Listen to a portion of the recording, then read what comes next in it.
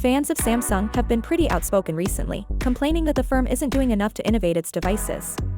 Samsung has been pretty consistent with their smartphones over the last several years, sticking to a pretty safe and steady strategy.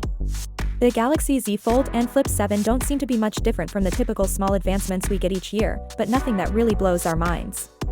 It seems that Samsung has determined that 2025 is not the year to introduce game-changing specifications or features for its foldables. Instead, they are going the cautious path, concentrating on minor adjustments like increasing processor power and enhancing camera quality via software upgrades. If you're wearing a Galaxy S24, you may not feel like you're missing anything, according to leaks regarding the Galaxy S25. It is likely that their next generation of foldables will be no different. Don't give up just yet, though, because a Fastprint executive recently told South Korea's Thelec that we shouldn't expect any significant changes with the Galaxy Z Fold 7 this year. Since component suppliers like Fastprint are aware of this, their insight is somewhat weighted, and if we consider Samsung's recent history, it's not really surprising. If you're interested in a Samsung foldable, you may want to wait until next year as significant upgrades may eventually arrive with the Galaxy Z Fold and Flip 8 in 2026.